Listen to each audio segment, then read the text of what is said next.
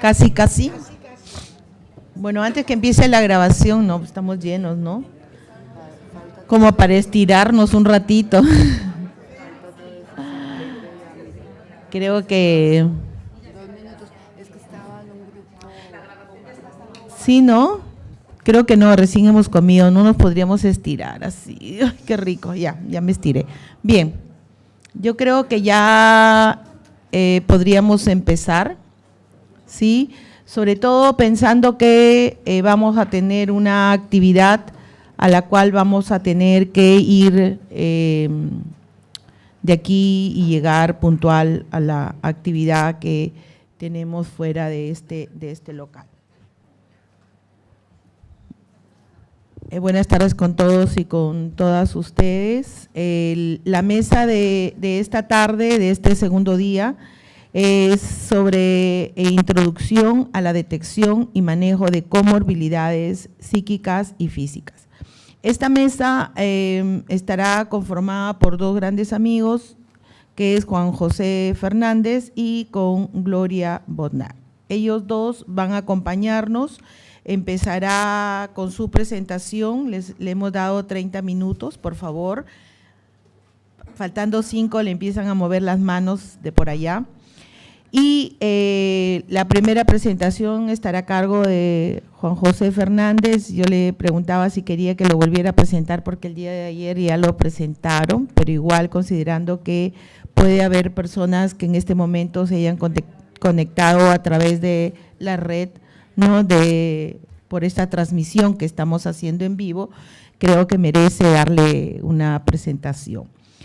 Juan José Fernández es de Sociodroga de España, es doctor en medicina, especialista en psiquiatría, licenciado en psicología, máster universitario en ciencias forenses y derecho sanitario, magíster en alcoholismo. Desde hace más de 25 años, médico psiquiatra del Servicio de Salud de Asturias, responsable del programa de adicciones del área 3 y en el programa de trastornos mentales graves del área 5. Colaborador de honor y docente de extensión universitaria de la Universidad de Oviedo, docente del programa de formación continua del Servicio de Salud de Asturias y especialista de psiquiatría. Miembro del Instituto de Investigación Sanitarias del Principado de Asturias, presidente de la Comisión de Investigación y Evaluación, y le paro ahí. Bien, entonces Juanjo empezará con la primera presentación.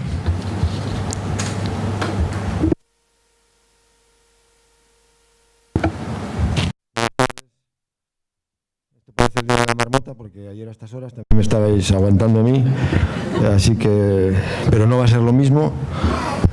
Lo voy a hacer hasta sentado porque resulta que el micrófono que utilicé ayer para estar de pie no coge sonido y va a ser complicado entonces que tenga esto a la mano.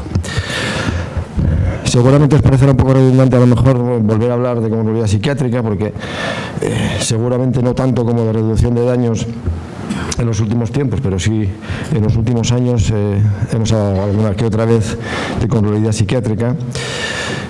No vamos a hablar solo de comorbilidad psiquiátrica, sino también de comorbilidad somática, que es, pues son comorbilidades que gran parte de las personas que atendemos tienen. Yo creo que lo primero es recordar o explicar por qué volvemos a hablar de comorbilidad en términos generales y comorbilidad psiquiátrica en concreto.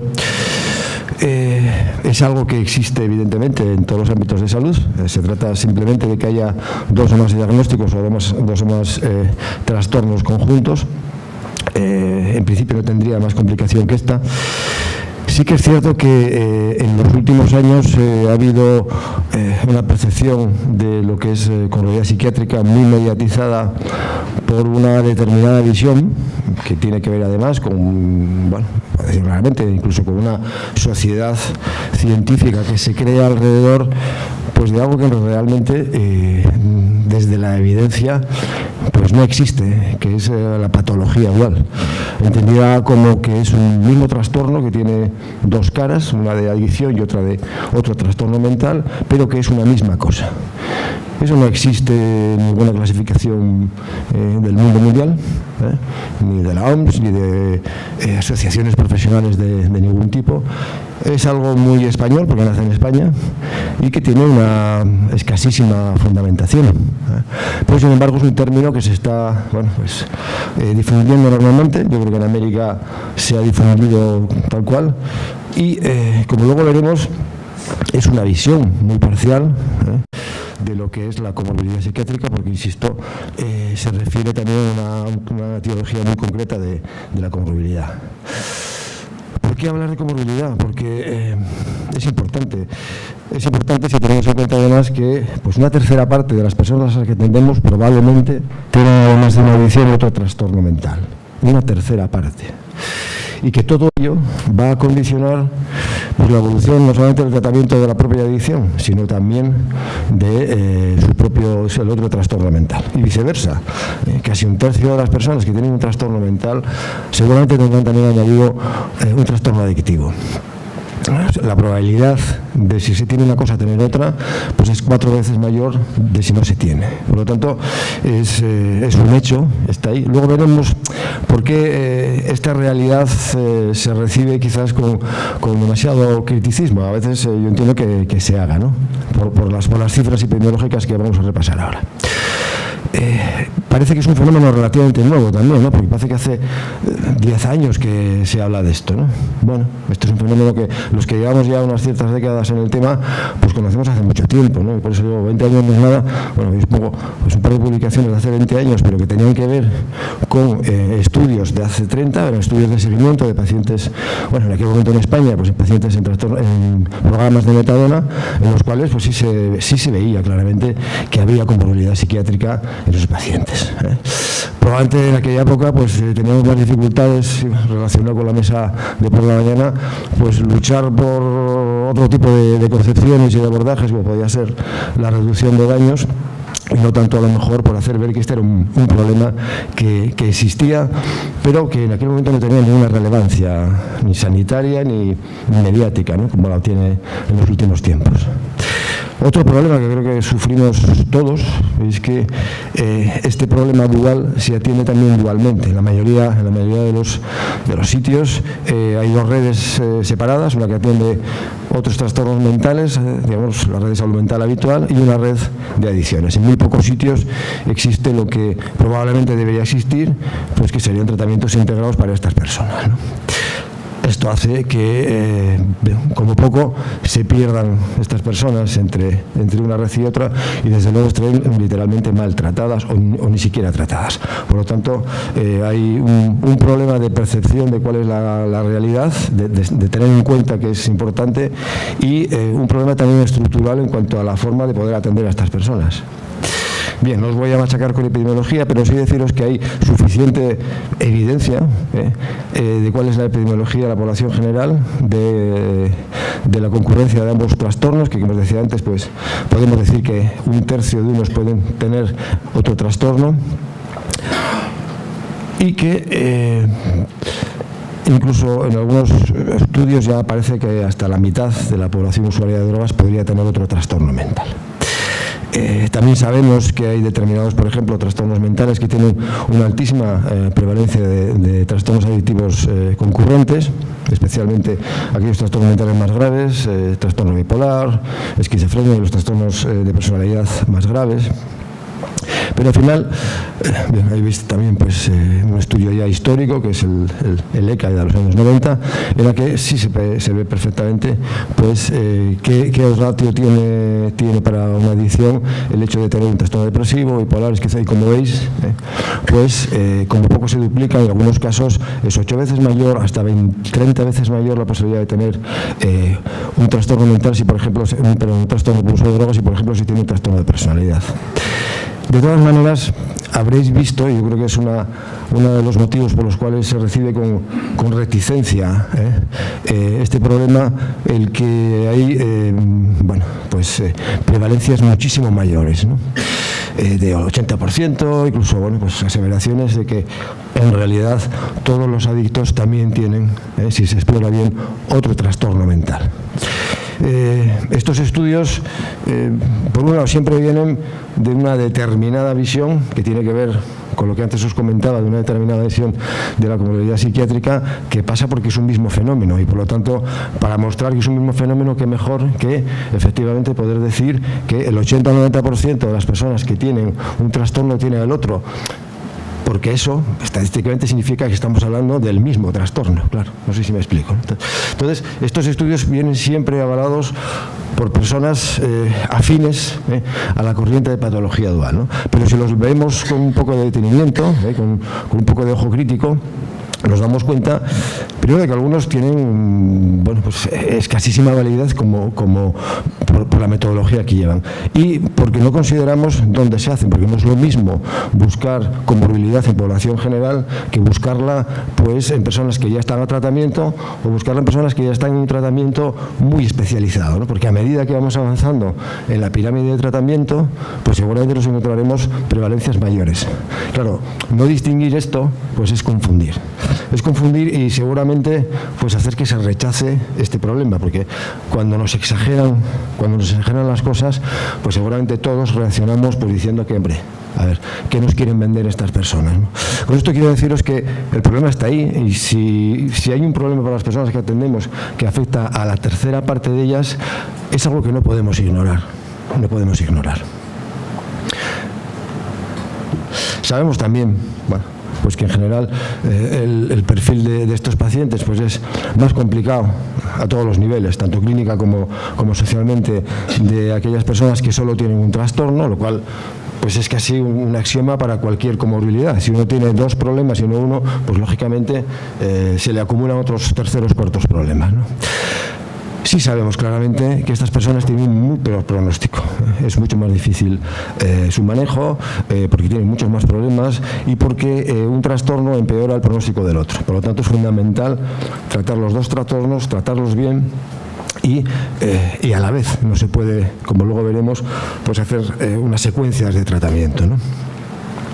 Sabemos también, pues, por cada sustancia, por cada trastorno mental, qué consecuencias tiene específicas en las personas que lo sufren, ¿no?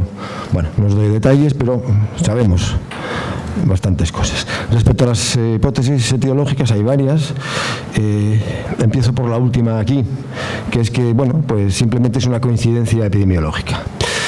Es la de abajo del todo. Evidentemente el azar no puede explicar un 30 y pico % de coincidencias. Por lo tanto, bueno, es una hipótesis que se descarta por un modelo evidencial, que efectivamente un trastorno influye en el otro. Ese sí, es indiscutible, pero tampoco nos dice mucho de su etiología. Está el modelo que históricamente se llama de automedicación, bueno, pues, que las personas que consumen drogas lo hacen porque quieren aliviar un trastorno mental previo. Bien, la mayoría de las personas que consumen drogas no lo hacen por aliviar un trastorno mental, con lo cual esta hipótesis, que en su momento tuvo también bastante prensa, no se ha mostrado que sea así. Las personas consumen o inician el consumo, pues sobre todo por motivos, bueno, pues ajenos a aliviar los trastornos mentales, y muchos de ellos consumirían drogas que empeoran su trastorno mental, con lo cual esta hipótesis se ha descartado ya hace tiempo. Hay otro modelo, que es que el trastorno mental es secundario al propio consumo de drogas.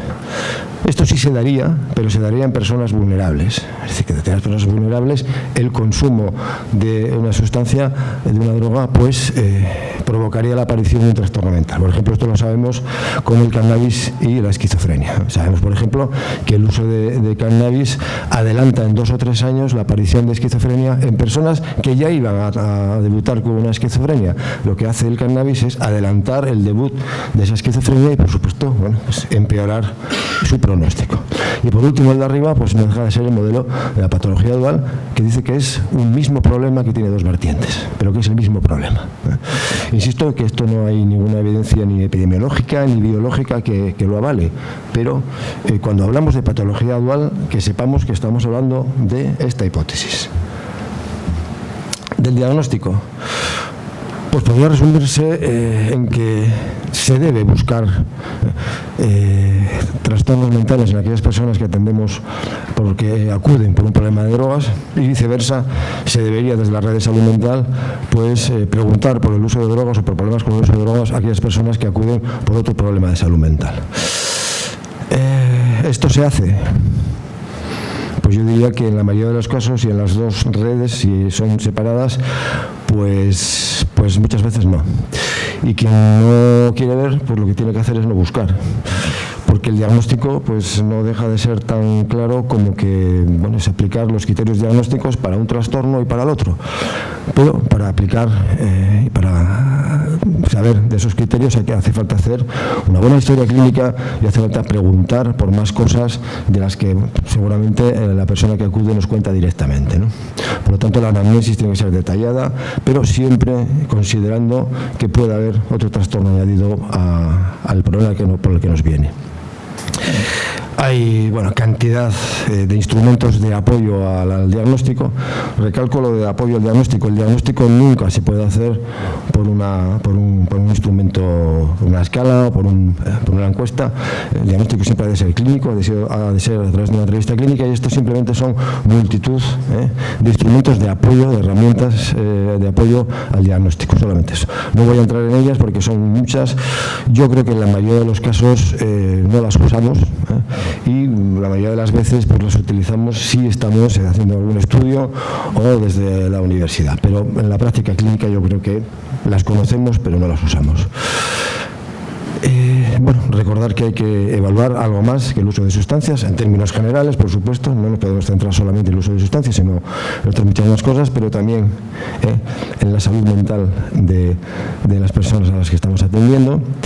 Hay que considerar también en esa evaluación pues el estado cognitivo de la persona que estamos evaluando, y a lo mejor hay que reevaluar también pues a estas personas, a estos pacientes, pues en momentos diferentes, ¿no? Y buscando a lo mejor en esos momentos diferentes pues cosas diferentes, ¿no? Porque dependiendo de su situación, pues es evidente que es difícil evaluar algunos aspectos de su vida.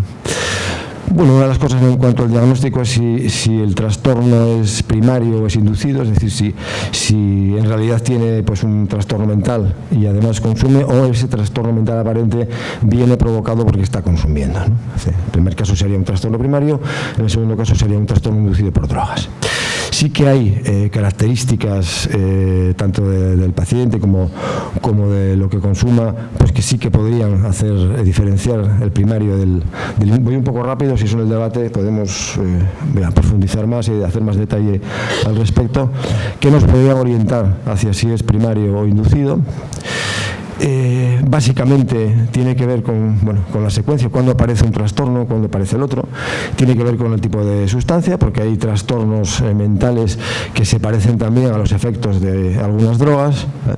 Lo ideal sería pues tener un periodo libre de consumos para poder evaluar ese trastorno mental, si existe o no, pero el ideal es una cosa y la práctica habitual es que esto pues en muchos casos no lo podemos hacer porque sigue habiendo consumo.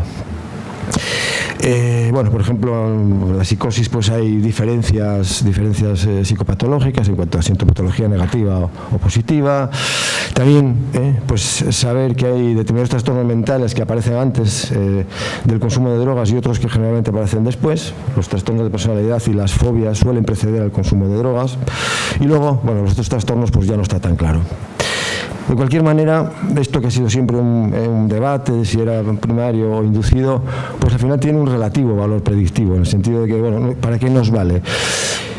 Pues tiene un poco valor predictivo porque estudios ya cada vez más nos hacen ver que incluso hasta más de una tercera parte de aquellas personas que aparentemente tienen un trastorno, por ejemplo, un primer episodio psicótico inducido por sustancias, al final eso se ve que es o una esquizofrenia o un trastorno bipolar. Con lo cual, mucho ojo con dar un diagnóstico menor, que es pues una psicosis inducida por drogas, cuando a lo mejor estamos hablando de una persona que está debutando con una esquizofrenia o un trastorno bipolar, nada más y nada menos, ¿no? Porque obviamente el plan de tratamiento sería muy diferente. En cuanto al tratamiento, bueno, es un tratamiento probablemente el más difícil que podamos tener. Primero por lógica, ¿no? Pues estamos con una persona que tiene por lo menos 2 graves problemas. Cuando hablo de comorbilidad psiquiátrica me refiero evidentemente a trastornos psiquiátricos graves, trastornos mentales graves. Me refiero a psicosis, esquizofrenia, trastorno bipolar, depresión grave, trastornos de personalidad graves. Porque si no, técnicamente comorbilidad puede ser algo tan endeble como que una persona tenga dependencia de tabaco y una fobia simple, ¿no? Técnicamente tiene una comorbilidad psiquiátrica. ¿Eso es relevante a cara al tratamiento? Pues probablemente no. ¿Es relevante de cara a engrosar a lo mejor estudios epidemiológicos? Sí, porque insisto, técnicamente pues es una comorbilidad.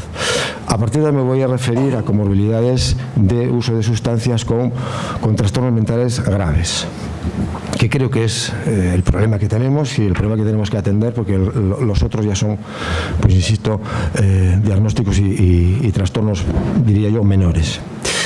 Hay un primer problema que tenemos con estas personas que de alguna manera tienen una doble falta de conciencia de enfermedad. Por un lado, bueno, pues no son conscientes seguramente de todos los problemas que les puede estar acarreando el uso de drogas.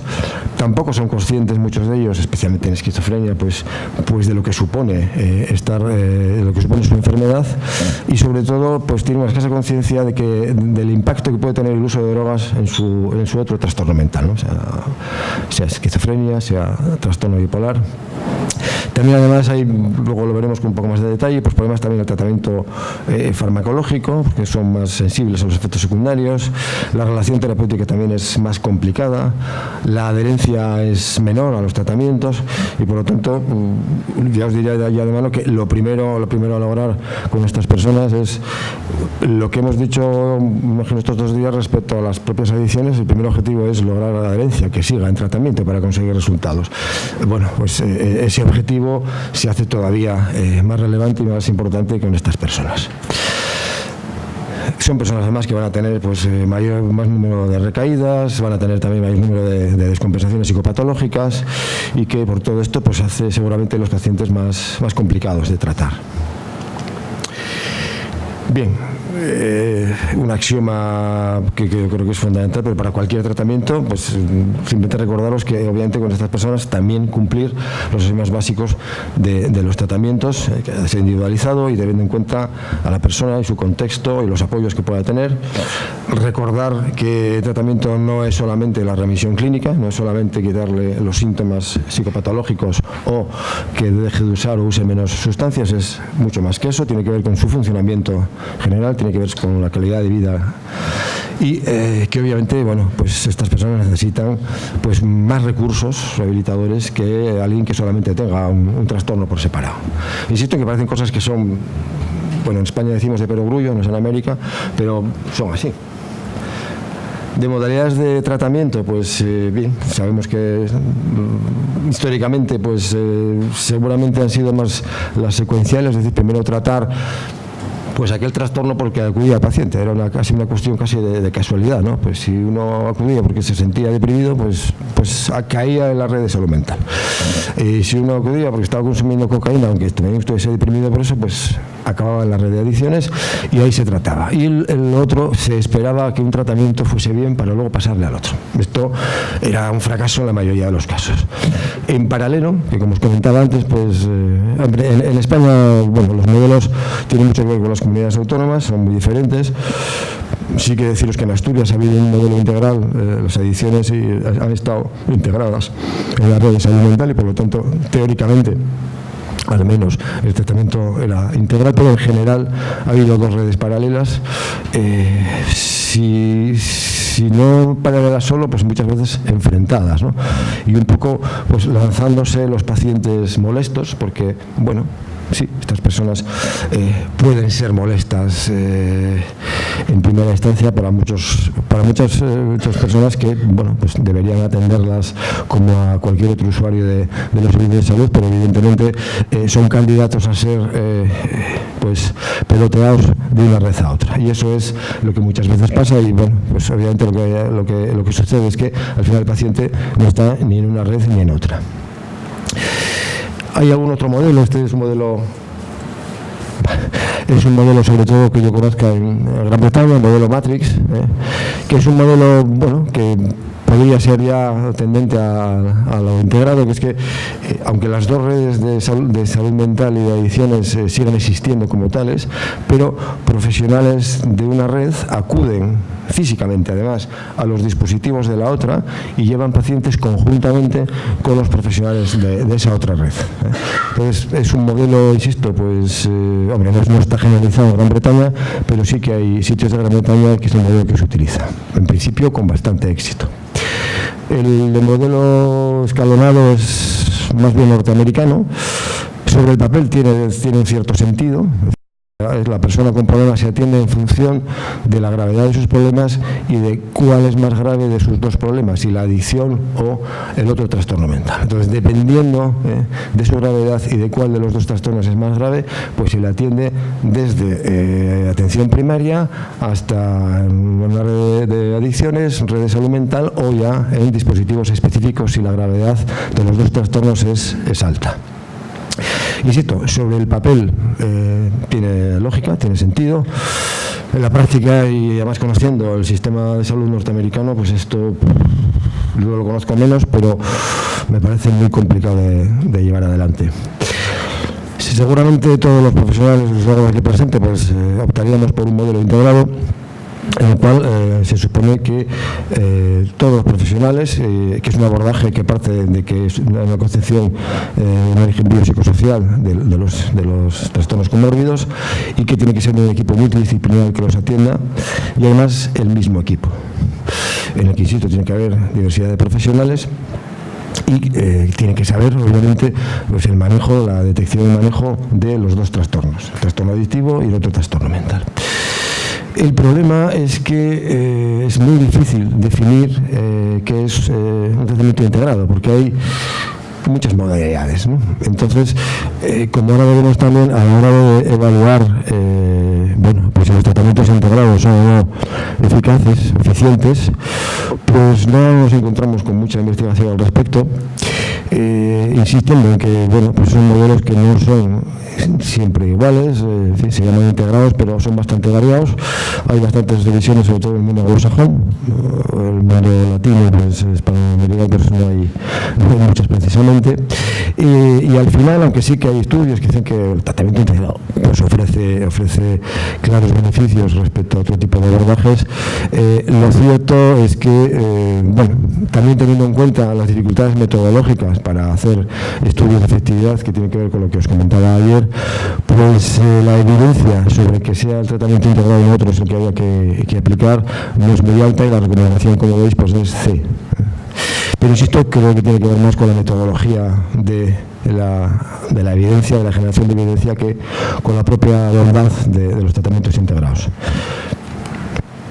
Bueno, los recursos mínimos necesarios para un tratamiento integrado, pues debería poder tenerse la posibilidad de una hospitalización completa, al menos 2-4 semanas, para situaciones de descompensación psicopatológica o de recaída intensa. Obviamente, hospitalización parcial, hospital de día. Tendría que haber una cobertura farmacológica, y luego veremos por qué recalco esto, pues adecuada y basada en la evidencia. También las técnicas, los abordajes psicológicos tendrían que ser también basados en la evidencia y son perfectamente aplicables en estas personas.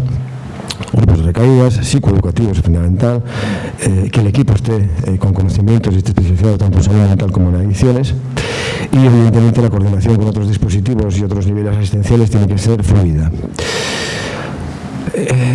Fundamental el establecimiento de una alianza terapéutica, la retención, la adherencia al tratamiento es fundamental, y por lo tanto la alianza terapéutica es lo primero a conseguir para mantener luego el tratamiento, que debería evidentemente pues pasar por una mayor supervisión, tendría que ser más intensivo que para aquellas otras personas que solamente tienen un problema de salud. Tendría que ser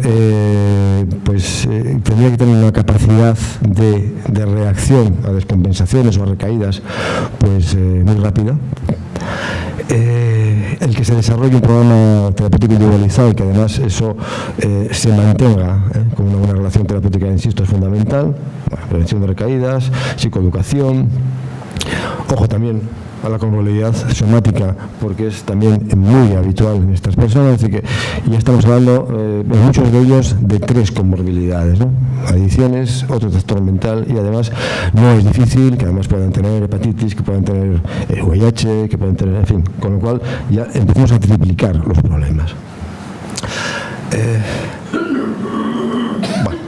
Importante, punto número 9, el plan de tratamiento en cuanto a la adicción tiene que pasar por una concepción pues, de programas de reducción de daños de baja exigencia, precisamente porque no hacerlo significará muy probablemente que el paciente abandone el programa, con lo cual inicialmente el abordaje debe ser desde una óptica de reducción de daños.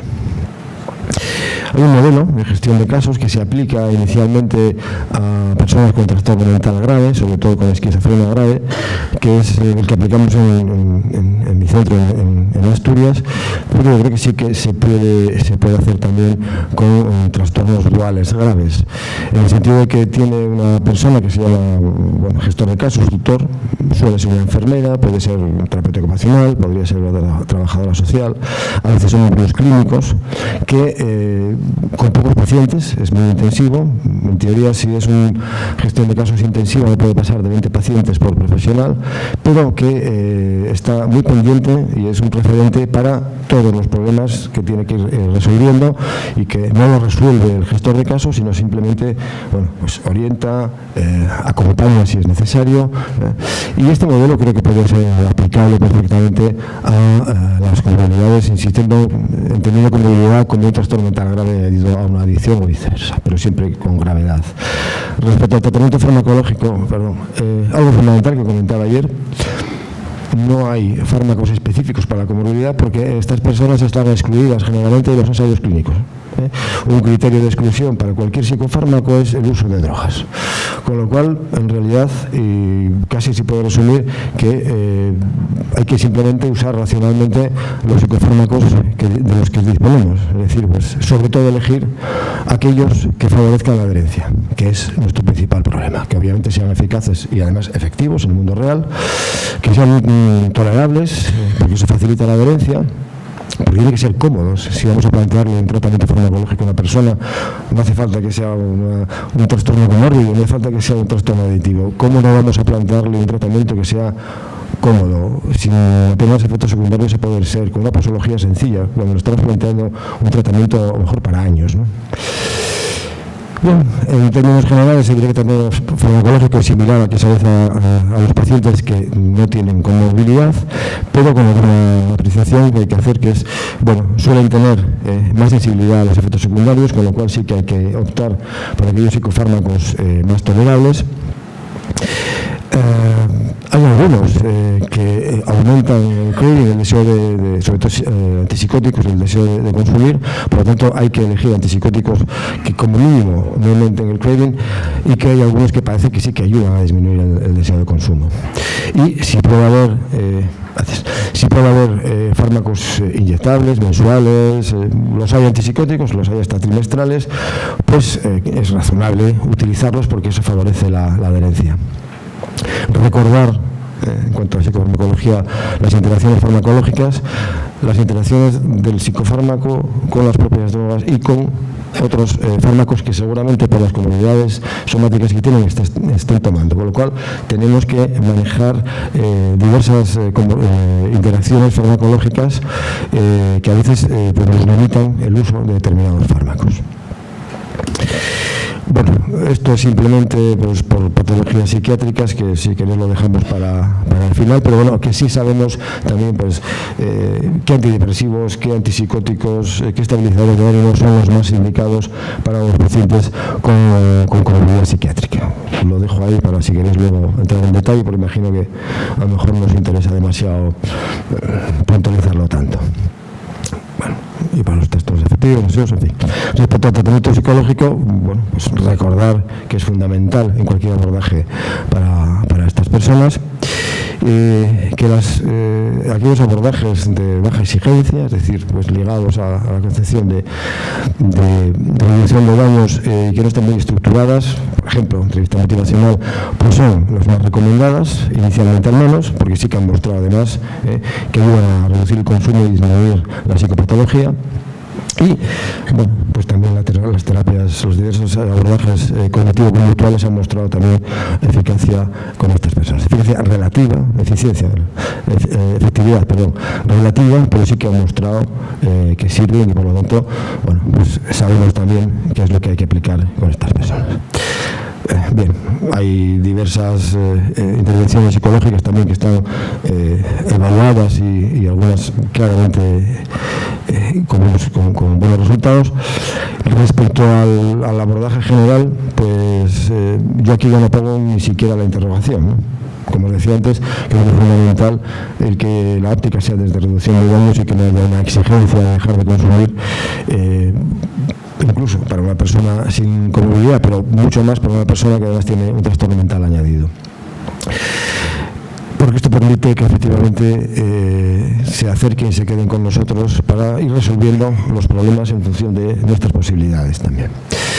Conclusiones, pues que hay que prestar importancia a este tema y que yo creo que deberíamos un poco tener una cierta mirada crítica con cómo estamos atendiendo a nuestras personas y quizás dejar, voy a decirlo así, pues determinados prejuicios que yo personalmente entiendo, porque algunos bombardeos en los últimos años al respecto entiendo que lo que genere sea rechazo y sea pues que esto es poco menos que un invento de la industria farmacéutica. Bueno, he intentado haceros ver cómo esto no es así y que sí que efectivamente hay condicionantes para ello, pero que es un problema que no podemos dejar de ver y que hay que facilitar diagnóstico y tratamiento, tratamientos que deben ser integrados y que además deben estar integrados en las redes sanitarias normalizadas, no tienen por qué ser tratados ajenamente a ellas. Obviamente, como objetivo final es favorecer la inclusión social y desde luego no cronificarlos ni estigmatizarlos. El doble estigma está ahí, son locos y drogadictos, y a lo mejor también sidosos, y a lo mejor, y si son mujeres, pues entonces ya los regañamos todo. Entonces el estigma en estas personas se duplica, se triplica, se cuadruplica. Bueno, los criterios mínimos de un programa que tenga que ser eficaz los comenté antes, y sí que los equipos multidisciplinares con conocimiento de las dos vertientes pues constituyen la respuesta que hay que dar para estas personas, independientemente de que la estructura sanitaria pues a veces no lo facilite, y que desde luego ofrecer un tratamiento a estas personas, ofrecer un tratamiento integral para todos los problemas que tengan, incluido el de salud mental, pues debería ser algo habitual, porque no deja de ser nada más y nada menos que un derecho que tienen estas personas. Nada más, gracias. Gracias.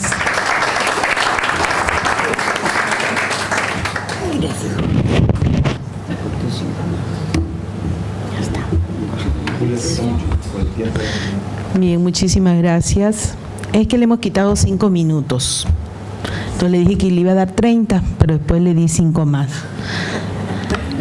Así corríamos poco riesgo de ampliarnos. Bien, en la segunda presentación, en realidad ahora dijeron su nombre, ¿no? Los moderadores también se presentan. Mi nombre es Julia Campos, soy de Perú y vengo de una ONG que se llama CEPESJU, el Centro de Estudios de Problemas Económicos y Sociales de la Juventud. Mi segunda ponente en esta mesa es nuestra amiga Gloria Bodnar. Ella es de la Fundación Antidrogas de El Salvador, Fundasalva. Ella es graduada en Psicología en la Pontificia Universidad Javeriana de Bogotá, Colombia, con un posgrado en investigación. Ha desarrollado diversos proyectos en el área de investigación, tanto en temas psicosociales como de salud, en temas, por ejemplo, específicos como salud psicosocial, de Cultura y Democracia en América ha desarrollado ponencias sobre psicología, violencia política en América Latina, salud mental, derechos humanos, trauma psicosocial en jóvenes víctimas de conflicto armado en El Salvador. Ha trabajado en temas de participación infantil y juvenil como estrategia de prevención para adicciones, riesgos y daños asociados al consumo de sustancias psicoactivas, trabajo en un modelo comunitario de prevención integral de la drogadicción, prevención en VIH en consumidores de crack. Ha sido consultora de diversas instituciones, tanto privadas como oficiales o de gobierno, en diferentes áreas de investigación cualitativa y capacitación de recursos humanos. Además, ha sido catedrática de la Universidad José Matías Delgado, directora de estudios cualitativos, jefa del Departamento de Psicología, coordinadora de la carrera en Psicología y catedrática en la Universidad Centroamericana José Simeón Cañas. Actualmente se desempeña como directora del Departamento de Investigación y Evaluación de la Fundación Antidrogas de El Salvador, Fundasalva. Ella va a tratar la detección y manejo de comorbilidades relacionados a aspectos físicos. Bien, ¿se escucha? ¿Sí? Más cerca, casi comiéndolo. Muchas gracias, Julia, por tu presentación. Queridos miembros de RIOD, el tema que voy a abordar, sin lugar a dudas, nos plantea importantes desafíos.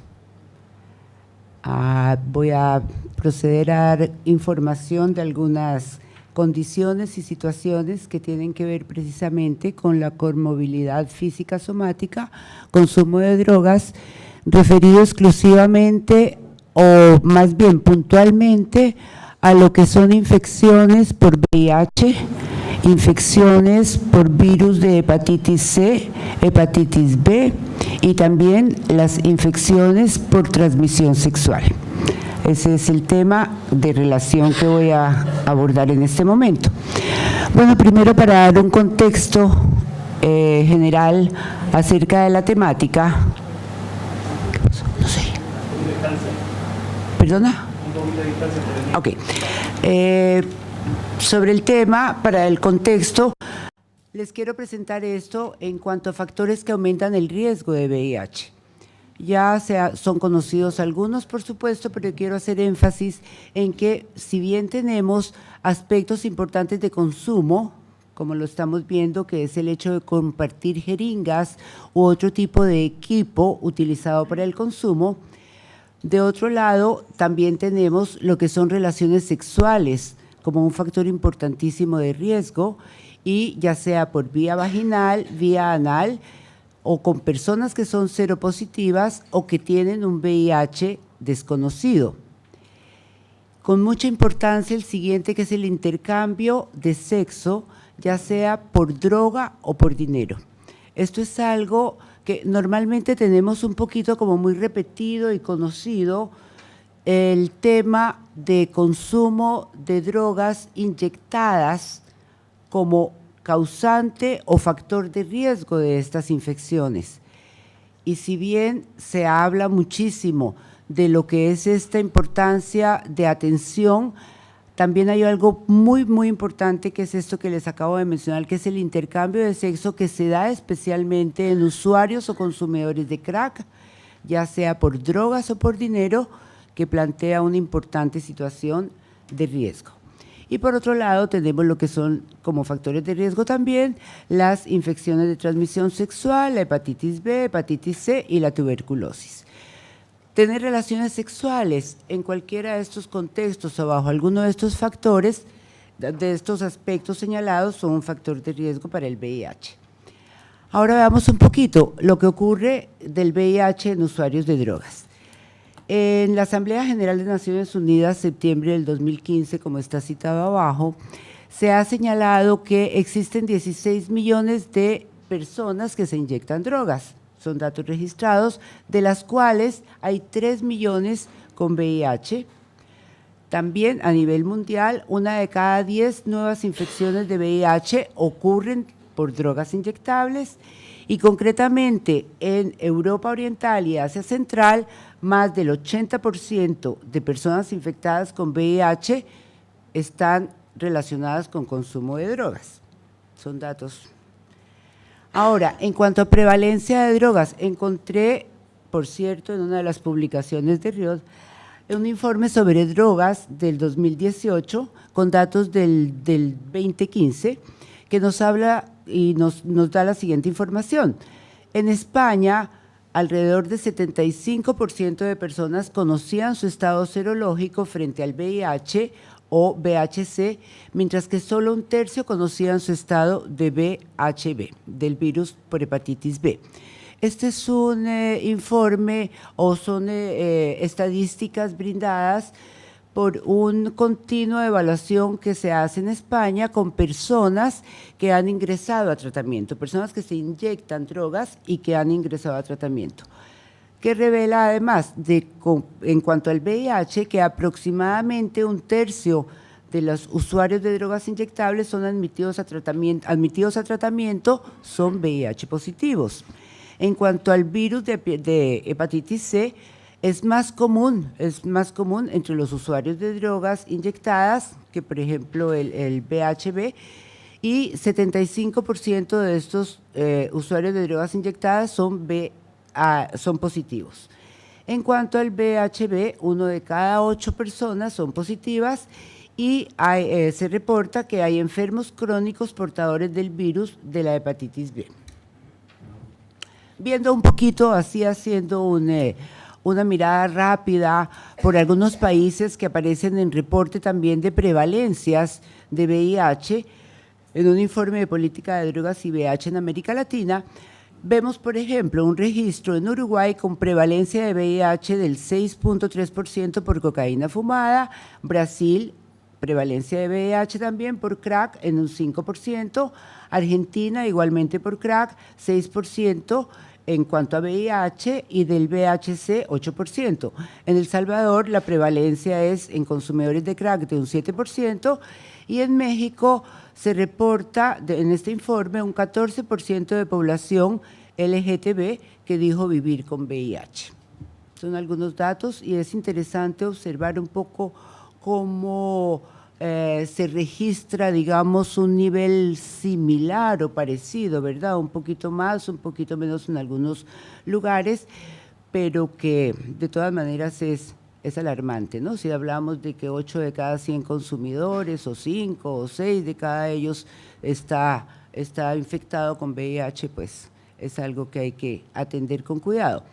Concretamente en El Salvador, en un estudio que hemos realizado sobre prevalencia del VIH en consumidores de crack, hemos encontrado en lo que respecta, y que les mencionaba, el riesgo de infección de VIH por relaciones sexuales, ya sea por venta o por consumo de droga, por dinero, se registra, hemos encontrado que en los últimos 30 días hay un promedio de 4 parejas sexuales, 1 de cada 4 personas intercambia sexo por crack, 1 de cada 3 intercambia sexo por dinero, 7 de cada 10 tienen relaciones sexuales bajo efectos de alcohol y otras drogas, además del crack, y 8 de cada 10 tienen sexo sin protección. Además de esto, encontramos en este estudio también una tasa de incidencia anual del VIH equivalente a 2.9%. Veamos un poquito algunos datos registrados en lo que hace relación a lo que son prevalencias e impactos de infecciones de transmisión sexual. Bien, en cuanto a prevalencia, obviamente hay una variación por país y por grupo poblacional, lo cual indica que hay que medirlo, conocerlo y tener respuestas adecuadas a cada una, específicas a cada contexto. En términos de impacto, es obvio que es necesaria la prevención, detección precoz y un tratamiento temprano de estas infecciones, y al hablar de mejorar eficacia, sabemos y se ha comprobado que si no se tratan este tipo de infecciones pueden poner en peligro avances logrados del ATAR, es decir, del tratamiento antirretroviral. Por eso hablábamos anteriormente a un inicio les mencionaba, como riesgo también para el VIH y no solamente ya para las personas infectadas. Además de eso, tener una infección de transmisión sexual obviamente pone en más riesgo, afecta lo que es el tratamiento antirretroviral. Sabemos, por lo tanto, o debemos de tomar en cuenta para todas estas mediciones, ¿verdad?, tanto de infecciones de VIH, VHC, VHV de infección de transmisión sexual, la importancia que tienen las pruebas de detección del VIH. Son una oportunidad que sirve paralelamente para detectar otras infecciones, como son la transmisión sexual, tuberculosis y lo que hace referencia a la hepatitis vírica. Solo viendo un corridito rápido también de un estudio realizado en El Salvador, concretamente acerca de las infecciones de transmisión sexual, encontramos que durante 12 meses el número de ITS en consumidores de crack fue, por ejemplo, el 54% había tenido, 2 tipos de infecciones, un 24%, 3 tipos de infecciones, un 12%, y más de 3, un 10%. 1 de cada 12 personas ha tenido una infección de transmisión sexual y de ellos un 46% han sido infectados en más de una ocasión. Vemos cómo reflejan estos datos, ¿verdad?, una frecuencia, una ocurrencia pues importante también de esta situación. Un poquito cuando hablamos de lo que es la coinfección por VIH y hepatitis vírica. Encontramos obviamente como causas de morbilidad y mortalidad en personas infectadas por el VIH, las infecciones crónicas por VHB y VHC. En consumidores de donas inyectables, en todas las regiones, las tasas de coinfección por VIH y VHC son mucho más altas. El VIH agrava obviamente infecciones por VHB y VHC, eleva tasas de cronicidad, eleva lo que son tasas de mortalidad de origen hepático. Todo esto nos muestra, cuando hablamos de coinfección o de esta situación, la importantísima necesidad de llevar a cabo una gestión integral de infecciones por VIH y por los virus causantes de hepatitis, con un diagnóstico precoz y el rápido inicio de tratamiento de ambas. Ahora, sabemos, esto ya es conocido para todos nosotros, que un enfoque de salud pública busca siempre prevenir enfermedades para promover la salud y prolongar la vida de la población, acceso a servicios de alta calidad para intervención en uso problemático de sustancias y prevención de ese tipo de infecciones, lograr la equidad sanitaria y promover igualdad de género, una integración y vínculos entre servicios para este tipo de infecciones y otros servicios, como es el caso de servicios orientados a lo que es la problemática del consumo de sustancias, mejorando de esta manera impacto y eficiencia, y también la necesidad de promover el principio de reformas políticas, ¿verdad? Bien, ¿cuáles son concretamente los desafíos en comorbilidad cuando hablamos de ese tipo de comorbilidades? Efectivamente, en ese tipo de afecciones comórbidas, debemos primero que todo de garantizar que más personas conozcan su estado. Eso es una cosa fundamental. De ahí es importantísima la reducción de nuevas infecciones y muertes relacionadas, una vinculación a tratamiento de atención integral, nuevas iniciativas de prevención de transmisión del virus, un enfoque basado en derechos humanos, equidad de género y sanitaria, y el combate a la estigmatización y discriminación en todos los entornos. ¿Qué pasa? Cuando tenemos precisamente un tema de comorbilidad, consumo de sustancias asociado y relacionado con cualquiera de estas infecciones, la tendencia a la estigmatización, a la criminalización es mucho mayor. Si de hecho ya en algunos sectores, en algunos lugares, esto se ve como un horror, tener algún tipo de esta infección, y a eso le sumamos lo que es la problemática de consumo, pues se potencializa mucho más esta tendencia hacia la estigmatización. Veamos un poquito qué ocurre en cuanto a la prestación de servicios para este tipo de comorbilidades. Bueno, se ha encontrado y se ha declarado, la Organización Mundial de la Salud en Ginebra ha declarado que hay servicios insuficientes en la población clave. Y cuando hablamos de población clave, nos estamos refiriendo en un capítulo de ellos a las personas que tienen relaciones con hombres, a reclusos, a trabajadores de sexo, transexuales y se señala consumidores de drogas inyectables.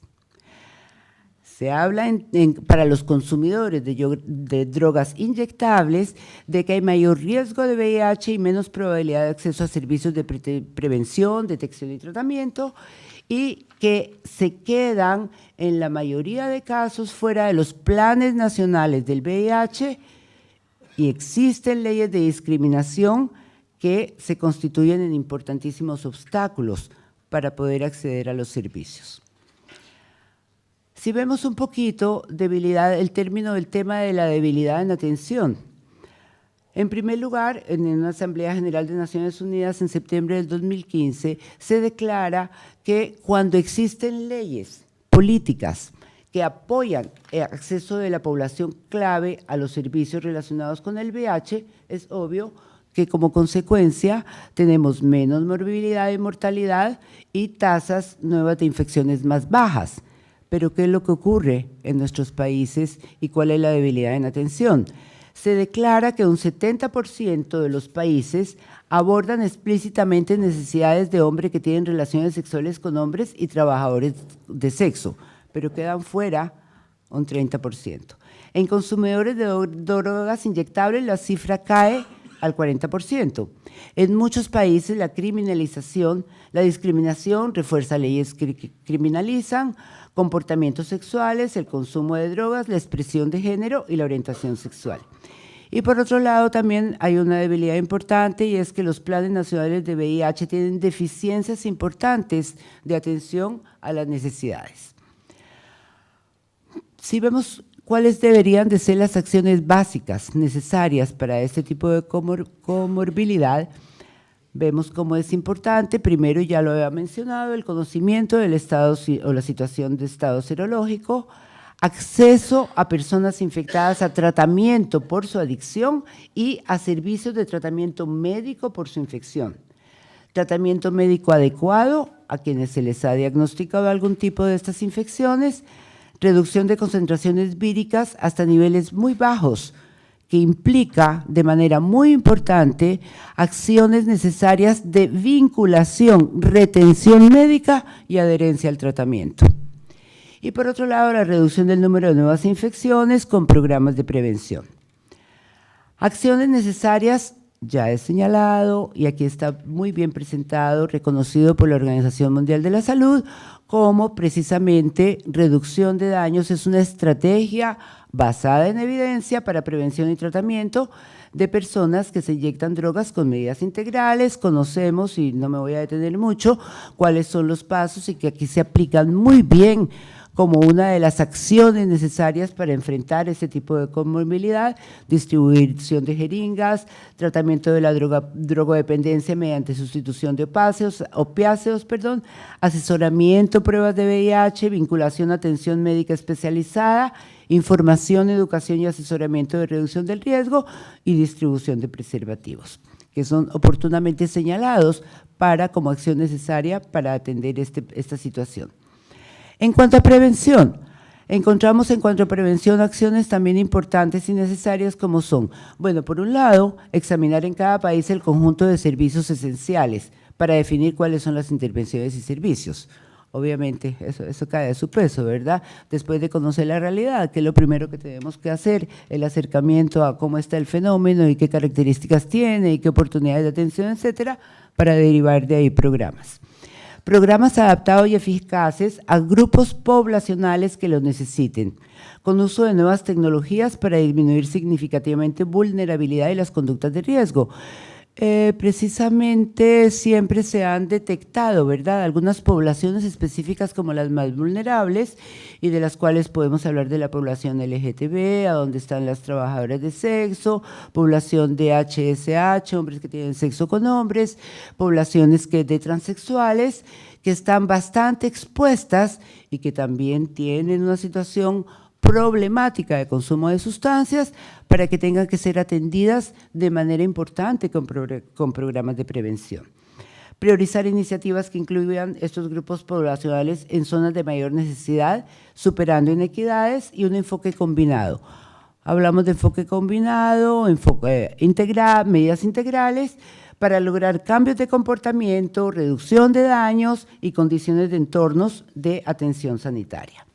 Cuando hablamos del enfoque combinado de prevención, voy a ir más rapidito, obviamente nos tenemos que centrar en lo que son cambios de comportamiento, reducir conductas de riesgo, prevención de la transmisión del VIH, uso de servicios, suministros preventivos eficaces, la reducción de daños que ahí está señalada, y entornos de atención sanitaria, es decir, sistemas sanitarios y comunitarios de amplio respaldo, intervenciones en entornos sanitarios para que el diagnóstico y tratamiento sea integrado sistemáticamente en entidades que prestan servicios de prevención y tratamiento del VIH.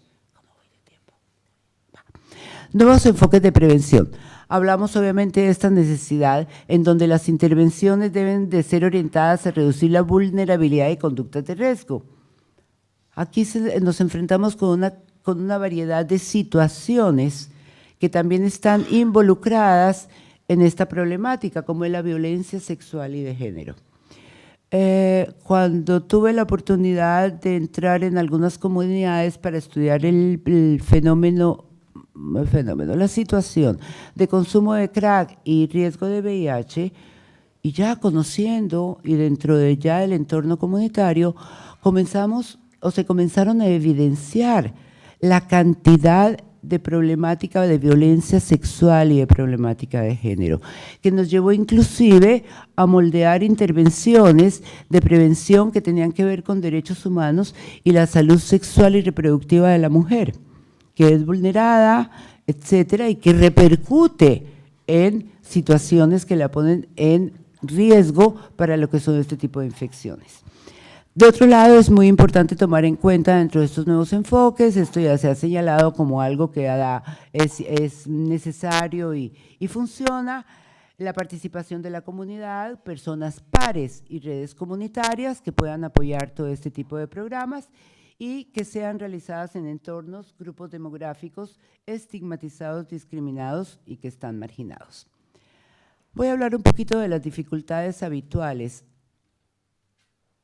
Esto está basado en un estudio y por lo tanto refleja una situación particular en El Salvador, que yo creo, por lo que he escuchado y en otras conversaciones en entornos de otros países, también puede llegar a ser similar y presentarse. Pero advierto que lo que les voy a compartir ahora es de un estudio llevado a cabo en El Salvador con la asistencia sanitaria de VIH, con entrevistas realizadas tanto al personal que trabaja en atención al VIH y entrevistas realizadas a usuarios infectados por VIH. ¿Qué es lo que vimos en resumen? Una absoluta carencia de integración, vinculación y coordinación de los servicios relacionados con el consumo de sustancias y los relativos al VIH, VHC, VHB e ITS. Ocurre que la persona que llega a solicitar su tratamiento en las unidades de salud o en los hospitales, inmediatamente, bueno, primero, muchas personas que consumen sustancias no lo declaran, porque ya saben que el médico o el personal les va a decir, usted tiene un problema de consumo, luego va a tener riesgo con el tratamiento. Ya van predispuestos y tienen una cantidad de actitudes que ya de hecho son negativas. Pero ¿qué es lo que pasa? Ahí, cuando hablo de carencia, integración, vinculación y coordinación, por ejemplo, no tenemos una necesaria coordinación y vinculación con sistemas de información sanitaria, como que las ONGs o las personas que trabajan con problemática de consumo de sustancias y que a la vez necesitan derivar o necesitan programas de prevención para ese tipo de infecciones, no hay una información, ¿verdad?, que fluya como debería ser con la asistencia. Adquisición y gestión de cadena de suministros también es deficiente, la movilización de recursos, los servicios de laboratorio y diagnóstico también son deficientes y el seguimiento y evaluación. Como dificultades habituales, quiero compartir con ustedes algunas barreras que impiden que determinados grupos poblacionales puedan acceder a los servicios de atención cuando tienen este tipo de diagnóstico dual, digamos, o de comorbilidad. Por un lado, una dificultad habitual es que el diagnóstico, tratamiento o abuso de sustancias no se integra sistemáticamente en las entidades sanitarias de prevención y tratamiento de VIH. Llega una persona a solicitar atención por su problema o su condición de infección de VIH y si a la vez consume algún tipo de sustancias, tiene un consumo problemático de sustancias, no hay una derivación a un tratamiento por su problemática de consumo de sustancias de parte de la clínica. Ya se corta inmediatamente. Obviamente, y lo hemos mencionado, ya lo han dicho anteriores personas que han estado acompañándonos en exposiciones, la criminalización de determinados grupos y conductas, como son el trabajo sexual, las relaciones sexuales entre hombres y consumo de drogas, es una barrera importantísima. No hay leyes y cuando se han planteado, al menos en El Salvador, cuando se han planteado la posibilidad de cambiar leyes actuales hacia este tipo de situaciones, no ha sido posible, es algo que no ha funcionado como debe ser. También tenemos como obstáculo barrera las leyes sobre la edad de libre consentimiento para los adolescentes. Ese es un problema, o sea, tenemos que obviamente llevar a cabo un consentimiento informado o consentimiento, pero cuando es un menor, entonces los padres tienen que estar, o la persona encargada, ¿verdad?, es la que tiene que dar el consentimiento. Y obviamente muchas veces estar consumiendo sustancias y a la par estar en conductas de riesgo del VIH o estar infectado, es algo que paraliza, ¿verdad?, al adolescente y pues no se puede acceder a él.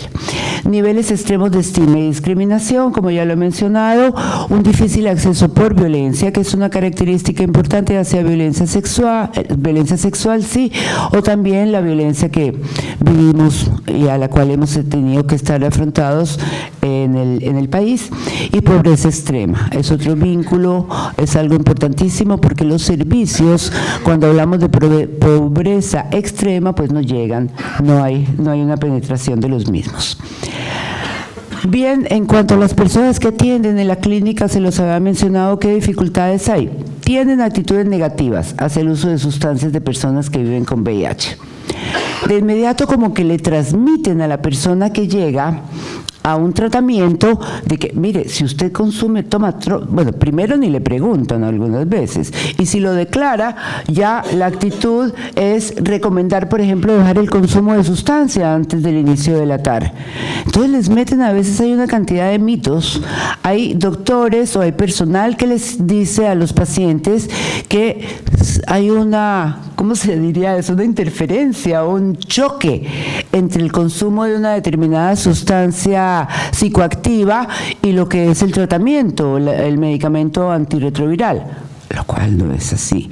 Es decir, lo que afecta realmente es el consumo de alcohol para perjudicar o para el tema de la adherencia. ¿Pero por qué? Porque se le olvida tomar el medicamento, entra en borrachera y adiós la pastillita que tenía que tomarme. No porque ahí hace un choque eléctrico, ¿verdad? También el personal, bueno, ya les lo mencioné, advierte que la combinación dañaría el hígado y riñones y brinda mensajes definitivamente que desalientan a los usuarios al inicio, a la adherencia y que obviamente contribuyen al abandono del tratamiento. Por lo tanto, y esto es tan importante y es una de las cosas que yo creo de trabajo grandísimo y de un gran reto, es el hecho de que la falta de acceso a la TAR viola derechos humanos de personas que viven con VIH y que tienen problemas de drogodependencia, teniendo en cuenta que los recursos para tratar la drogodependencia son insuficientes. Bueno, esto ya es para finalizar. En septiembre de 2015, la Asamblea General de Naciones Unidas adopta la Agenda 2030 para el Desarrollo Sostenible. Aquí se habla de la comunidad internacional ha asumido el compromiso de poner fin a la epidemia de SIDA como amenaza para la salud pública para el 2030. Esto solo puede lograrse con un compromiso político renovado, recursos adicionales e innovaciones técnicas y programáticas. Y me pareció simpático eso que siempre tiene, ¿verdad? Y Mafalda al respecto. Pero esta es la situación. Como para concluir, es un tema que tiene un impacto grandísimo, el cual a veces desconocemos o que por alguna razón no le hemos podido prestar la debida atención, y porque no solo ocurre de que aunque haya la intención de llegar a abordarlo y de conocerlo, hay mucha tendencia y todavía mucho mito hacia esto, y las personas lo ocultan. Y las personas no quieren hablar de eso, ¿verdad? Todavía no estamos al menos con una educación para declarar esto, todavía se sigue viendo ese tipo de infecciones como una cuestión feísima, ¿verdad? De la cual no hay que hablar, sino hay que hablar del consumo, que también algunas personas tienen mucha, por la estigmatización, pues mucho menos de las infecciones, y nada más que si las dos cosas están a la par. Eso es, muchas gracias. Muchas gracias, Gloria. Como ustedes conocen, en el interior de la RIOT tenemos una comisión que está trabajando, está mirando el tema de la comorbilidad, VIH, tuberculosis y hepatitis B, hepatitis C. Entonces, todos ustedes recibieron una encuesta virtual, ¿no? Porque la venimos haciendo desde que se trató este tema en uno de los seminarios, ¿no? Que hablamos sobre este tema de la comorbilidad, con la idea de poder motivar a las organizaciones de la RIOT a empezar a mirar el tema, ¿no? Así como en su momento empezamos a trabajar lo del enfoque de reducción de daños, ¿no? Y que ahora vemos que eso es una realidad, que muchas organizaciones ya la han incorporado a sus prácticas institucionales. El tema de la comorbilidad era un tema que nos interesaba y que también está en ese proceso de ir buscando que se pueda incorporar en sus prácticas institucionales. Entonces, esa encuestita nos ha permitido, por ejemplo, ver, ¿no? de todas las organizaciones que estamos, 68, bueno, contestaron 23 organizaciones, contestaron la encuesta. Probablemente quiero pensar que el resto no lo hizo, porque siempre hay la idea que si no trabajo en eso, ¿para qué voy a contestar? Pero siempre les decimos, si no trabajas en eso, igual contesta diciendo que no, pero para poder saber que tenemos alguna respuesta. El 68% de las organizaciones que han contestado dicen que sí, lo tienen incorporado, y lo interesante es, aunque podríamos decir muy poquitas, pero hay, a diferencia del año pasado, ahora hay 2 organizaciones más que señalan que han incorporado. Entonces, algo vamos avanzando, ¿no? ¿Y de qué manera lo vienen implementando? Dice que lo han implementado en protocolos, en coordinaciones para el diagnóstico, para la atención, en el tema de la incidencia, también a nivel de prevención, incorporándolo como una charla dentro de a sus usuarios, y también en algunos casos con acompañamiento. Y las que no lo han incorporado, se repite el tema de que no lo creen prioritario o no es un objetivo institucional este tema del VIH. O sea, todavía no han encontrado el link entre lo que es trabajar en el tema de drogas y trabajar el tema de VIH, ¿no? A pesar, como nos decía Gloria, existen muchos factores de riesgo que se incrementan, ¿no? Por el consumo, ¿no? Por el consumo de sustancias se incrementa los comportamientos de riesgo para poder adquirir el VIH, ¿no? Y lo que dicen las instituciones que necesitan, ¿no? De alguna manera estoy tratando de hacerles una devolución de sus encuestitas, dice que necesitan formación, que necesitan capacitación, necesitan compartir experiencias, necesitan coordinar y derivar, ¿no? Y algunas más de una han señalado que necesitarían financiamiento, ¿no? Además de visibilizar el tema. Eso es de alguna manera un resumen de lo que se recogió en esta encuesta virtual que se hizo desde la Comisión de Coinfección. Yo quería agregar algunas cositas a lo que señalaba Gloria, si me lo permites, ¿no?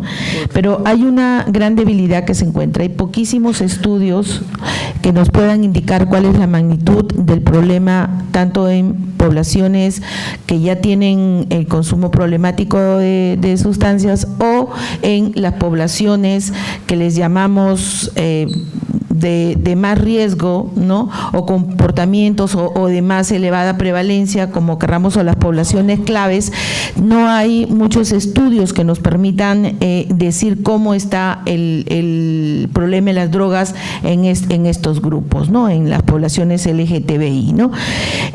Sabiendo que, por ejemplo, en las mujeres trans, en mi país el 30% de mujeres trans tienen VIH, ¿no?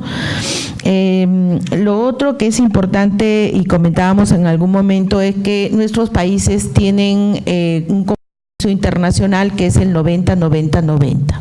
¿no? Que es un compromiso que han asumido los países y que significa que apuntamos, ¿no? a que el 90%, o esto le llaman el continuo de atención, y lo que se busca es que el 90% de las personas de nuestros países se hagan o sepan que tienen el VIH, ¿no? Llegar a ese 90%, de ellos el 90% sean vinculados a los servicios de salud para recibir tratamiento, y de esos el 90% puedan llegar a tener cargas virales indetectables, ¿no? Entonces, si nos ubicamos en nuestras instituciones, sobre todo las que tienen tratamiento, podríamos pensar en ese 90-90-90.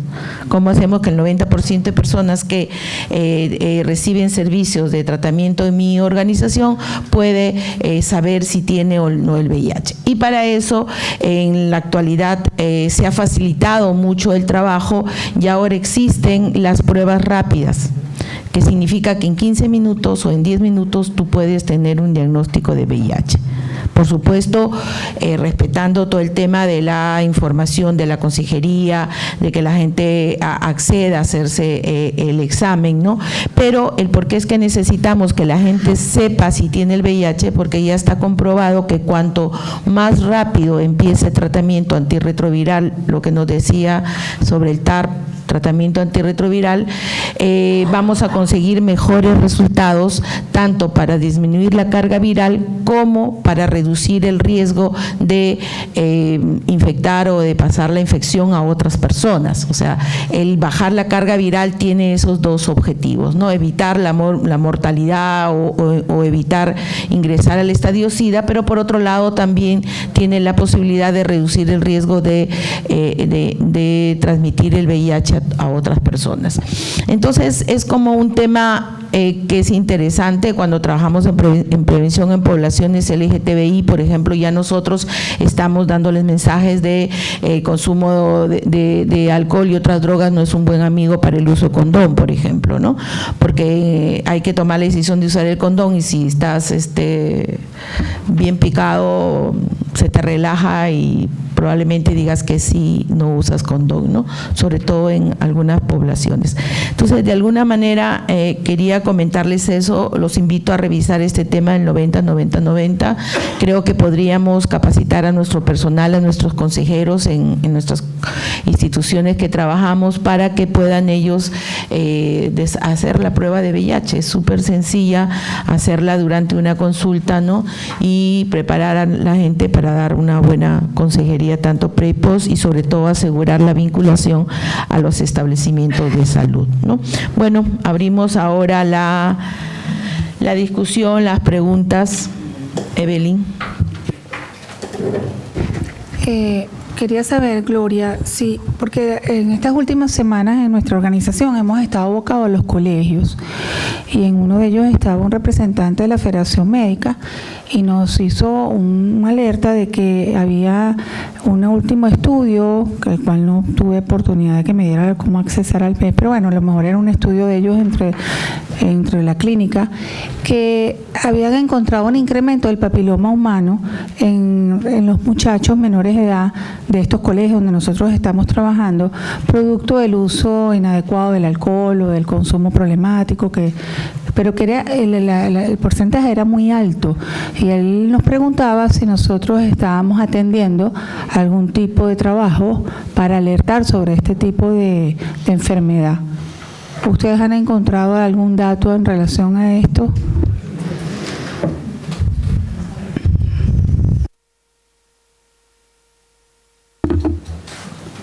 Bueno, comentarte que directamente trabajando sobre el tema de papiloma humano, no, conocimiento de que también hay una problemática asociada, pero no sé si tú o los médicos un poquito más pueden hacer alguna referencia a esto.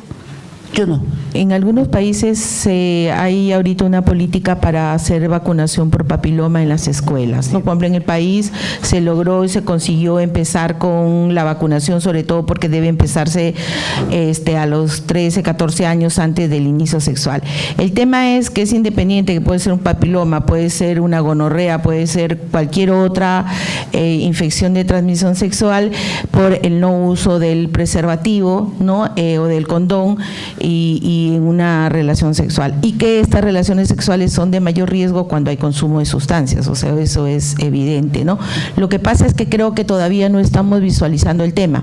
O sea, si empezaríamos a hacer estudios en los adolescentes donde nos digan cuántos tienen relaciones sexuales sin protección cuando han ingerido sustancias, sería un dato interesante para poder sustentar algunas intervenciones preventivas incorporando el tema, pero sí hay algunas cosas por ahí. Pero el papiloma están vacunando, en el Perú vacunan.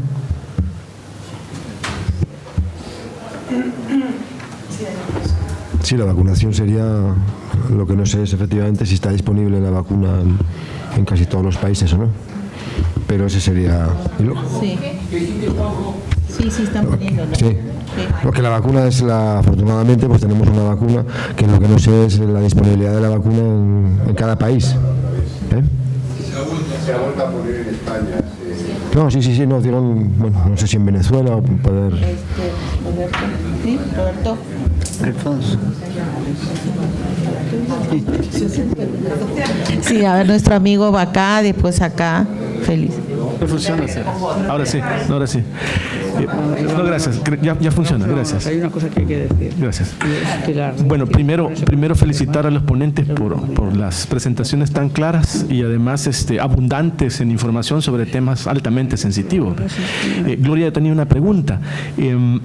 Cuando hablabas de lo importante que era tener información, como en cualquier otro escenario, acerca de las infecciones, la relación de crack, yo conozco tu trayectoria en esta investigación, hablabas de que las instituciones no gubernamentales que manejan el tema de VIH-Sida, particularmente en El Salvador, por ejemplo Fundacida, recuerdo que era la última que yo tengo todavía en el top of mind, carecían de sistemas de información que dieran sustento a actividades coordinadas precisamente con el tema de drogodependencia. Entonces yo tengo una duda acerca de qué te referías, porque sí sabía que existían y que estas instituciones, por el tema, que es un tema sensitivo, tienen que mantener registros que inclusive comparten con el Ministerio de Salud, y sabía que Fundacida, que en el tiempo del que yo estoy hablando era, digamos, como la organización no gubernamental que atendía esta problemática de manera más frontal, sí mantenía sistemas informáticos actualizados. Entonces mi pregunta era, ¿a qué te referías? Si no existe esa data sistematizada en esas instituciones, o si sí existe pero no es compartida con, digamos, el nivel suficiente de importancia en relación a la coordinación que se necesita con otras instituciones no gubernamentales en la temática de drogodependencias. Importante. A ver, para aclarar a qué me refería. sí existe información, pero la información que tiene UNUCIDA tiene que ver sobre lo que son las prevalencias, ¿verdad?, de lo que es el VIH, en qué tipo de poblaciones, te da información acerca de lo que son variables como edad, como sexo y por año. Me refería a lo que es la información concreta en comorbilidad. Cuando hablamos directamente del consumo de sustancias y su repercusión en conductas de riesgo para la infección del VIH o un VIH ya asociado a un consumo, es en eso en donde no hay demasiada información. Es más, lo que era el consumo de sustancias era un tema que no estaba visibilizado en el Ministerio de Salud. En la unidad de VIH del Ministerio de Salud en El Salvador, cuando comencé hace 5 años a trabajar en esta temática, quisimos conocer el protocolo para brindar atención a personas que solicitaban atención por VIH. Solo había una preguntita que decía: ¿consume o ha consumido usted alcohol? Y para de contar. Entonces ahí fue cuando comenzamos a entrar un poco, bueno, un momento, aparte de eso, hay algo más que tenga que ver con drogas, etcétera. Entonces nuestro trabajo un poquito fue comenzar a abrir los espacios, lo logramos, para que ahora sí actualmente por lo menos se esté reconociendo o los protocolos recojan información de esa relación. Pero para contestar tu pregunta, creo lo he hecho, no, me refería a que no hay esa relación concreta entre lo que es consumo y el VIH. Sí. Gracias, Clara. Solo una aclaración. No me refería a la información de ONUCIDA como tal. Dije Fundacida, por ponerte un ejemplo de una organización no gubernamental, porque eso fue lo que mencionaste. Y en este caso, a mí el tema que me interesa, por el contexto en el que estoy, es la información que maneja la primera línea de batalla, ¿verdad? Y para mí en eso es las organizaciones no gubernamentales, por eso te lo preguntaba. Y porque sé que los estudios iniciaron en coordinación no con el ministerio, sino precisamente con estas instituciones. Entonces, como sí sabía que Fundacida manejaba algo, no pude entender si era que lo tiene, pero no lo comparte, o en realidad no lo tiene. Ese era La información así concreta no lo tienen. Fundacida trabaja, por ejemplo, muchísimo con atención a personas que ya están infectadas, ¿verdad?, en algunos programas, pero no es que trabajen sistemáticamente en información. Yo creo que recién estamos incorporando el tema del consumo en algunas temáticas. Por ejemplo, ahora en el tema de violencia doméstica ya se está incorporando en las encuestas nacionales el tema de asociar la violencia con consumos de drogas. Igual yo creo en el tema de adherencia al tratamiento hay algunos estudios, pero como dato los ministerios de salud, en este caso que ven el tema de VIH, no lo tienen dentro de sus fichas epidemiológicas, no lo tienen como dato. En Perú no lo tienen. Lo que hemos hecho recién son unas coordinaciones para que en un estudio epidemiológico que va a haber en poblaciones LGTBI, hicimos el contacto con la gente del estudio, con Devida, para ver si ponían algunas preguntas que nos dieran luces sobre el tema de drogas en la población LGTBI. No sabemos en qué terminó, porque parece que la cantidad de preguntas eran demasiados y no sabían qué podían meter o qué no, porque si no se hacía muy largo el estudio que se quería hacer en esta población, ¿no? Felisa, tenías… Yo lo que quería decir es que este tema yo creo que es fundamental que sigamos trabajando en el grupo, porque en España ha sido fundamental totalmente el trabajo que se ha hecho desde la red de drogas para disminuir la morbimortalidad en los temas de VIH.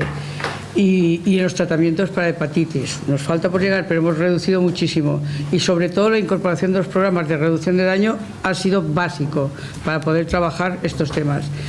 Y ahora en este momento, pues la población que está subiendo mucho pues es la homosexual, porque está trabajando los que practican sexo con hombres con hombres. Entonces está subiendo muchísimo el porcentaje de VIH. Deberíamos de continuar, que sé que es difícil este grupo, sé que os ha sido difícil trabajarlo, pero tendríamos que buscar la manera de potenciarlo y hacer un documento bien hecho y un poco intercambiar prácticas, porque si estáis determinando que los países está viendo que se va a ir subiendo, o se pone uno las pilas en la población que nosotros tenemos, que es drogas, o irá subiendo con el tiempo, y eso es tremendo. Sí, hay dos realidades en las organizaciones de la RIOT en el tema de comorbilidad. Hay dos realidades, ¿no? En el caso, yo recuerdo la primera vez que vi el tema en España, el problema es que en algunos países de Europa, en el caso de España, el problema de la transmisión del VIH está muy vinculado al tema del intercambio de jeringas, ¿verdad? Entonces ahí hubo todo un tema de los quitanticidas y todo un enfoque. En otros países de Latinoamérica, nosotros tenemos, por ejemplo, el 97% de casos es por vía sexual, ¿no? O sea, la transmisión se da a través de relaciones sexuales, y determinados grupos, que son los llamados claves, son los que tienen mayor riesgo, ¿no?, de adquirir el VIH. Entonces, las realidades, digamos, en esta parte del modo de transmisión va terminando, va siendo diferente. Ahora, la pregunta también es cómo estamos mirando el tema en Europa, en España, porque las personas consumidoras tienen parejas sexuales. Entonces, también es necesario mirar ese lado, ¿no?, de la transmisión sexual, ¿no?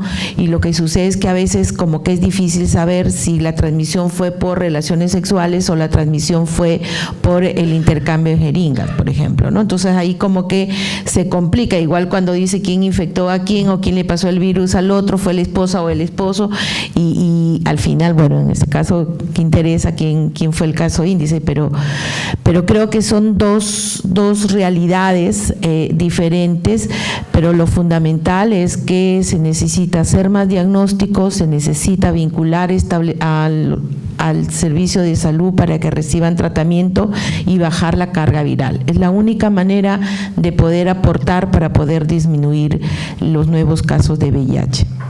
Se ha trabajado mucho y hay mucha práctica de trabajar con líderes comunitarios, con líderes de determinados grupos. Se trabaja y se hace una bola en metodología de bola de nieve, con lo cual todo esto nos puede servir. O sea, si el grupo sigue adelante, se hace un buen documento y se empiezan a buscar prácticas de estas. Sí, la estrategia comprobada en muchos países actualmente para trabajar estos temas es la estrategia PARES, ¿no?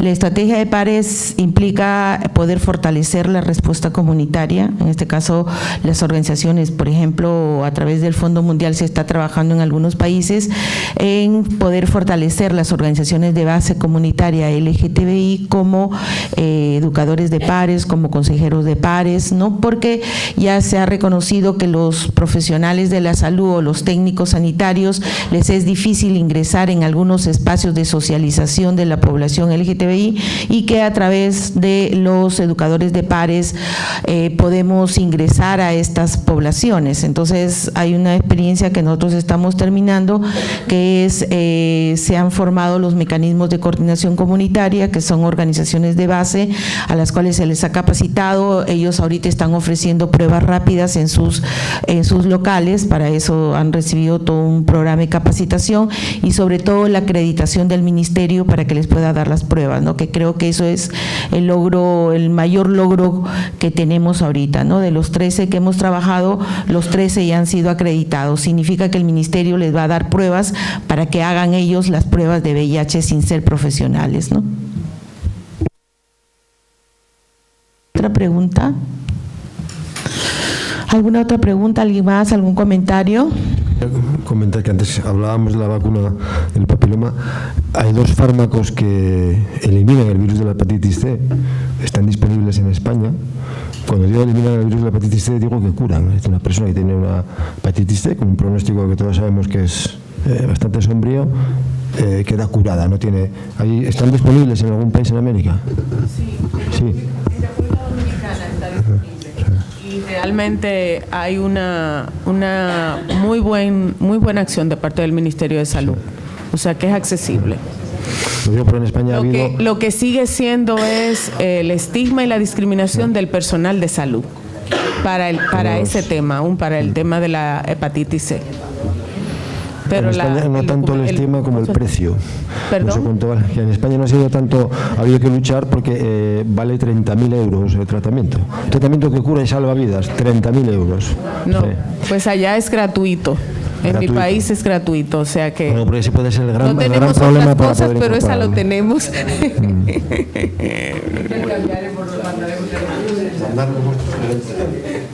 En Argentina está también.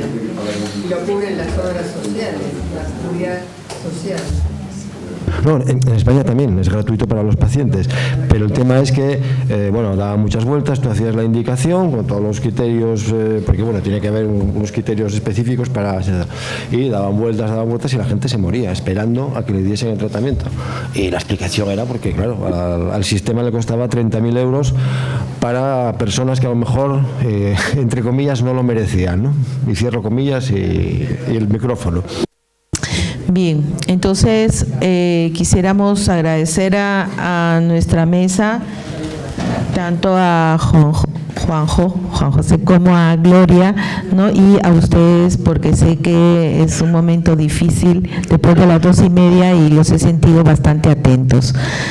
Muchísimas gracias y seguimos al otro evento. No levantéis un segundito, aplaudí, tal, que muy bien. Una cosita, vamos fenomenal el tiempo.